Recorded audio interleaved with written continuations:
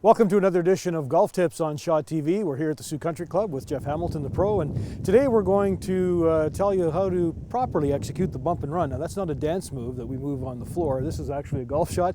Jeff, when we're on the fringe of the green and the pin's at the back, everybody assumes you can just use the pitching wedge and get it to the hole, but that's not necessarily always the right way to do it, is it? Explain the bump and run. Not necessarily, Gino. A lot of times people do maybe take their pitching wedge or their sand wedge or something and have to make a great big swing to get that lofted club to get that far to the hole, and that's probably a less consistent way to do it.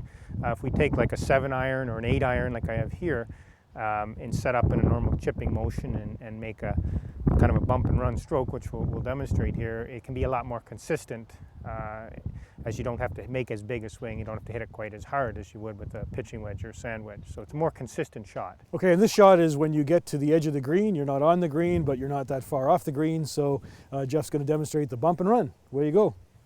Okay, so in this shot, I'm going to set up playing the ball in the back part of my stance, which me being right-handed means a bit back by my right foot. I'm going to put some extra weight on my front foot, okay, choking down on the club a little bit. This is a chipping motion, but I'm going to sort of favor my front foot. I'm just going to take it back with the shoulders, okay, and then I'm going to follow through. And that ball is going to come out fairly low and hopefully run a long way, and that's the idea.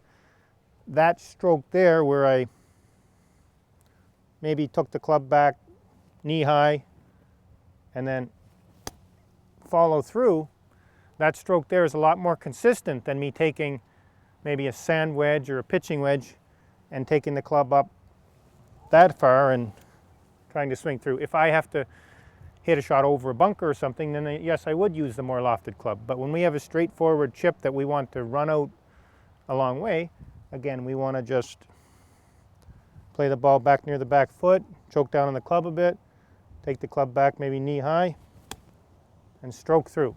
And kind of crisply hit that, and that hopefully that ball will roll up near the hole like that.